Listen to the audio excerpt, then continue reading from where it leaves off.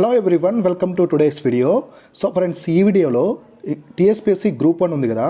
So group 1కి సంబంధించినటువంటి మెయిన్స్లో ఇంగ్లీష్ క్వాలిఫైయింగ్ పేపర్ ఒకటి ఉంటుంది. So general English qualifying paper ఉంటుంది ఒకటి.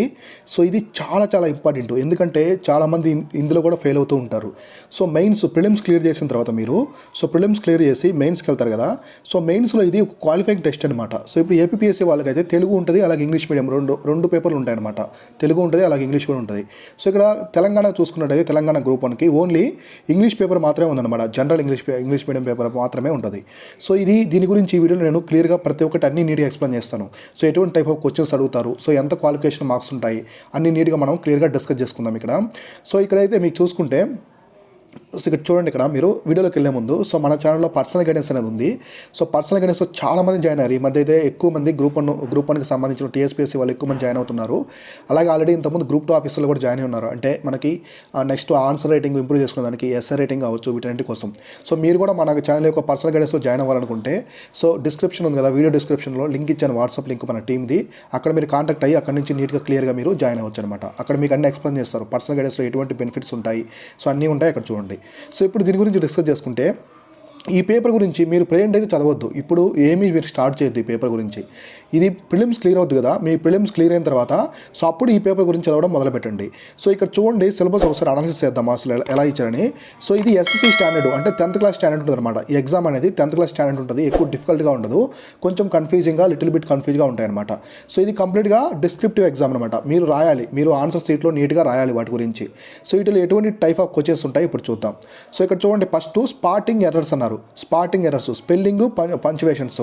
సో స్పెల్లింగ్లు కొన్ని తప్పిస్తారనమాట. అంటే వాళ్ళు ఇచ్చినటువంటి క్వశ్చన్స్లో కొన్ని స్పెల్లింగ్ మిస్టేక్స్ కావచ్చు, అలాగే పంక్చువేషన్ మార్క్స్, మనకి ఫుల్ స్టాప్, కామా, సో ఇలా ఉంటాయి కదా, అటువంటివి కావచ్చు. సో ఇంకా కొన్ని ప్రిపోజ్ చేసినటువంటి ఏదైనా సరే సెంటెన్స్ ఫార్మేషన్లో మిస్టేక్స్ ఉంటాయన్నమాట, ఎర్రర్స్ ఉంటాయి. మీరు వాటిని ఫైండ్ అవుట్ చేసి నీట్గా రాయాలన్నమాట. అక్కడ నీట్గా రాయాలి. మీరు ఆన్సర్ రాస్తారు కదా, మీరు బుక్లెట్ ఇస్తారు కదా, అక్కడ మీరు నీట్గా రాయాలి. ఇది ఒక టైప్ ఆఫ్ టాపిక్స్ అనేది అడుగుతారనమాట. సో జనరల్ ఇంగ్లీష్లో ఎస్ఎస్సీ స్టాండర్డ్లో. సో ఇంకా చూసుకుంటే ఇక్కడ మీరు ఇక్కడ క్లియర్గా చూడండి, మీకు ఇంకోటి అర్థమవుతుంది. సో ఇక్కడ చూసుకుంటే సో ఇక్కడ చూడండి, fill in the blanks. So fill in the blanks, prepositions, conjunctions, verb sentence. మనకి జనరల్ ఇంగ్లీష్ అనగానే బాగా వచ్చేసి ఒకటి టెన్సెస్ అనమాట. సో టెన్సెస్ ఎక్కువగా ఫ్రీక్వెంట్గా అడుగుతుంటారు. ఇంగ్లీష్ ఉన్న ప్రతి పేపర్లో ఇవి ఎక్కువ అడుగుతారు.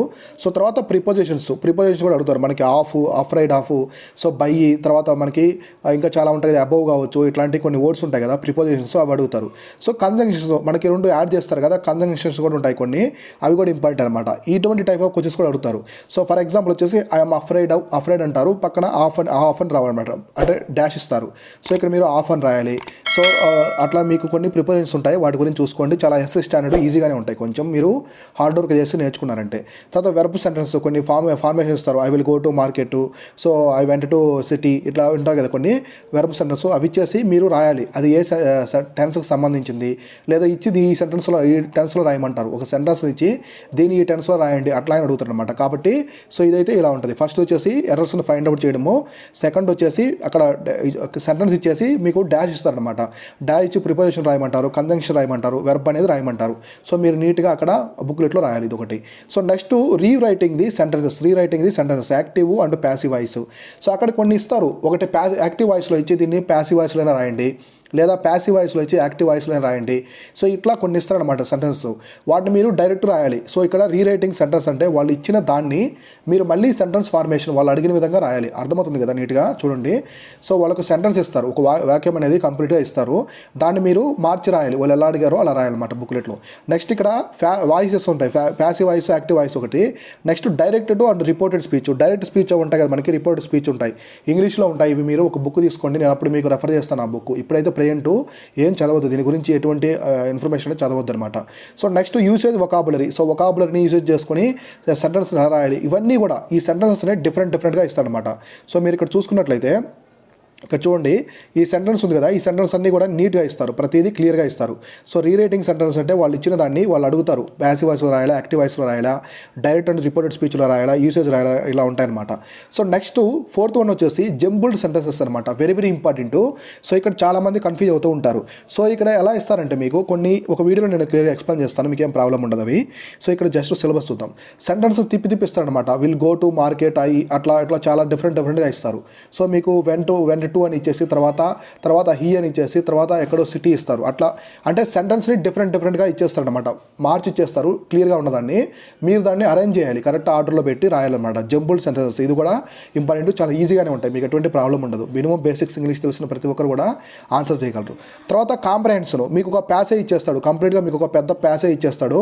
సో ప్యాసేజ్ ఇచ్చేసి సో దాంట్లో కింద ఆన్సర్స్ ఇస్తాడు. సో ఆన్సర్స్ ఇచ్చేసి సో కింద వచ్చేసి మీకు నీట్గా క్వశ్చన్ ఇస్తాడు. క్వశ్చన్ ఇచ్చేస్తే క్వశ్చన్కి మీరు ఆన్సర్ అనేది బుక్లెట్లో రాయాలి. అర్థమైంది కదా. సో కాంప్రహెన్షన్ అంటే ప్యాసేజ్ ఇచ్చేసి కంప్లీట్గా ప్యాసేజ్కి క్వశ్చన్స్ ఇస్తాడు. కింద ఆ క్వశ్చన్కి మీరు ప్యాసేజ్ ఉంటాయి, క్వశ్చన్స్ అన్నిటికి కూడా ప్యాసేజ్లో ఆన్సర్ అనేది రాయాలన్నమాట. ఇది కూడా కొంచెం ఈజీగా ఉంటుంది, ప్రాబ్లం ఉండదు. సో తర్వాత ప్రిసైజ్ రైటింగ్ అనేది very very important. So English ఉన్న ప్రతి పేపర్లో ప్రిపోజిషన్స్ ఇవి అంత ఇంపార్టెంట్. సో ఈ కాంప్రహెన్షన్ కావచ్చు, ప్రిసైజ్ ఇవన్నీ కామన్గా ఉంటాయన్నమాట ప్రతి పేపర్లో. మీరు సెంట్రల్ ఎగ్జామ్స్ ఉన్నాయి కదా, సెంట్రల్ ఎగ్జామ్స్లో కూడా మనకి యూపీఎస్సీ కావచ్చు.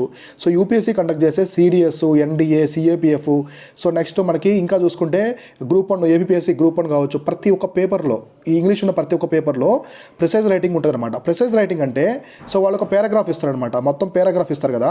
సో పారాగ్రాఫ్ని మీరు వచ్చేసి 1/3 రాయాలి. 1/3 ఫర్ ఎగ్జాంపుల్ వచ్చేసి మీకు పారాగ్రాఫ్ అనేది 100 వర్డ్స్ ఉందనుకోండి, సో మీరు జస్ట్ ఒక 30 to 33 వర్డ్స్లో రాయాలి. సో అదే పారాగ్రాఫ్ 500 వర్డ్స్ ఉందనుకోండి, 600 వర్డ్స్, మీరు దాన్ని అందరూ రాయాలి 200 వర్డ్స్లో రాయాలన్నమాట. అంటే 1/3 రాయాలన్నమాట. దీని వచ్చేసి ప్రిసైజ్ రైటింగ్ అంటారు. ఒక్కోసారి వాళ్ళు అడుగుతారు ప్రిసైజ్ రైటింగ్లో నీట్గా మీరు టైటిల్ ఇవ్వాలా లేదా. సో కొన్నిసార్లు టైటిల్ అవసరం లేదు, వాళ్ళు టైటిల్ ఇవ్వాలంటే ఇవ్వండి, టైటిల్ ప్యాసేజ్కి. టైటిల్ వద్దనుకుంటే టైటిల్ ఇవ్వని అవసరం లేదు, టైటిల్ మీ ఇష్టం అనమాట, ఏదైనా ఇచ్చుకోవచ్చు, ప్రాబ్లం లేదు. సో ప్రిసైజ్ రైటింగ్ అంటే వాళ్ళు ఇచ్చినటువంటి ప్యాసేజ్ని మీరు 1/3 రాయడం అనమాట, దీన్ని ప్రిసైజ్ రైటింగ్ అంటారు. So next expansion. సో ఏదైనా సెంటెన్సెస్ కావచ్చు, ఏదైనా వర్డ్స్ అట్లా ఇచ్చేసి ఎక్స్పాన్షన్స్ ఏమంటారు, ఇది కొంచెం కొత్తగా ఉంటుంది. సో అక్కడ మనం ఎగ్జామ్లో చూసే వరకు, మోడల్ పేపర్ చూసే వరకు మనకి ఇది కొంచెం డౌట్ అనమాట. ఇటువంటి ఏదైనా ఇస్తారు, సెంటెన్స్ ఇచ్చి రాయమంటారా, పారాగ్రాఫ్ రాయమంటారా, లేదా ఒక సామెతలాగా ప్రోవర్బ్స్ ఇచ్చి దానికైనా రాయమంటారా, 2-3 లైన్స్ అట్లా చూసుకోవాలి. So next letter writing, very very important letter writing. So letter writing కూడా చాలా ఇంపార్టెంట్. లెటర్ రైటింగ్ ఇచ్చేసి ఒక అఫీషియల్ లెటర్ రాయమంటారు. సో మీ మేనేజర్కి మీ రిజిగ్నేషన్ లెటర్ రాయమంటారు, లేదా మీ ప్రపోజల్ లెటర్ రాయమంటారు. ఏదన్నా మీరు డిస్ట్రిక్ట్ కలెక్టర్ అయితే సో మీరు ప్రజలకి ఒక నోట్ ఇవ్వాలి. సో ఒక లెటర్ అనేది రాయాలి. నెక్స్ట్ తహసీల్దార్స్ ఉంటారు కదా, వాళ్ళకి లెటర్స్ రాయాలి, లేదా మీరు తహసీల్దార్ అయితే కలెక్టర్కి లెటర్ రాయాలి. ఇట్లా కొన్ని ఫార్మల్ లెటర్స్ కావచ్చు, ఫ్రెండ్స్కి రాసే letters, formal letters, professional letters, అలాగే ఫ్రెండ్స్కి రాసే లెటర్స్, నెక్స్ట్ రిలేటివ్స్ ఉంటారు కదా, రిలేటివ్స్ లెటర్స్, ఇలా నీట్గా అన్నీ ఉంటాయన్నమాట. సో లెటర్ రైటింగ్ కూడా బాగా నీట్గా రాయాలి. ఇవన్నీ మన వీడియోస్లో నేను రాబోయే వీడియోస్లో ఎక్స్ప్లెయిన్ చేస్తాను. ఇక్కడ మీరు గుర్తుపెట్టుకోండి. సో మీరు బాగా ఈజీగా మీరు చేసేటువంటి వచ్చేసి కాంప్రహెన్షన్ చాలా ప్రతి ఒక్కరు కూడా అప్లై చేసి మీ యొక్క నాలెడ్జ్ని నీట్గా రాయగలరు. నెక్స్ట్ వచ్చేసి ప్రిసైజ్ రైటింగ్. సో వాళ్ళు ఇచ్చిన పారాగ్రాఫ్ని 1/3 రాయడం. Next letter writing. So letter writing కూడా సేమ్ ఇంతే అనమాట. ఈ 3 వచ్చేసి కంప్లీట్గా మీరు రాయాల్సినటువంటి, ఎక్కువ మ్యాటర్ రాయాల్సినటువంటి టాపిక్స్ అనమాట ఇంగ్లీష్లో. నెక్స్ట్ ఈ fill in the blanks, spotting errors, fill in the blanks, next వచ్చేసి రీరైటింగ్ సెంటెన్సెస్, ఇవన్నీ కూడా మీరు జంబుల్ సెంటెన్సెస్, నెక్స్ట్ ఎక్స్పాన్షన్, ఇవన్నీ కూడా చిన్నవన్నమాట. దీంతో కంపేర్ చేసుకుంటే కొంచెం మీరు రాసే మ్యాటర్ చిన్నగా ఉంటుంది. కాబట్టి ఈ విధంగా నీట్గా ప్రతిదీ నీట్గా చూసుకోండి. ఈ పేపర్ గురించి అయితే మీరు ఎక్కువగా ఇప్పుడు థింక్ చేయొద్దు. సో మీరు ఫోకస్ మొత్తం వచ్చేసి ప్రిలిమ్స్ మీద ఫోకస్ పెట్టండి. ఎందుకంటే తక్కువ టైం ఉంది, సబ్జెక్ట్స్ అనేవి ఎక్కువగా ఉన్నాయి, టైం అనేది మీకు తక్కువగా ఉందన్నమాట. కాబట్టి మీరు ప్రిలిమ్స్ మీద ఎక్కువ ఫోకస్ పెట్టి చదవండి. సో కోర్ సబ్జెక్ట్ అనేది నీట్గా చదువుకోండి. ప్రతి కోర్ సబ్జెక్ట్కి కొన్ని ఇంపార్టెంట్ టాపిక్స్ అనేవి ఉంటాయన్నమాట. సో అవి ఎవరి ఇయర్ అడుగుతూనే ఉంటారు. సో ఏ కాంపిటేటివ్ ఎగ్జామ్ అయినా వాటి మీద ఎక్కువ ఫోకస్ పెడతారు. సో కరెంట్ ఈవెంట్స్ టాపిక్స్ కూడా బేస్డ్ ఉంటాయి. ఈ టాపిక్స్ అన్ని నేను కోర్ సబ్జెక్ట్ లిస్ట్ చేసి మన మెంబర్స్ ఉన్నారు కదా, మెంబర్షిప్లో జాయిన్ అయ్యేకి పంపిస్తూ ఉంటాను అనమాట.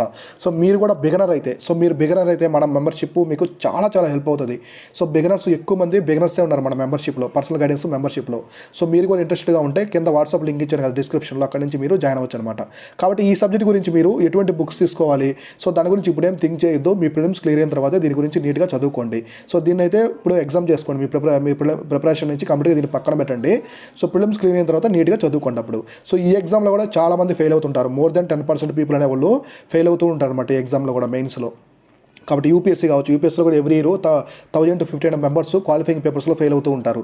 కాబట్టి వీటిని కూడా తేలిక తీసుకోకూడదు అనమాట. మెయిన్స్ టైంలో నీట్గా చదువుకోవాలి.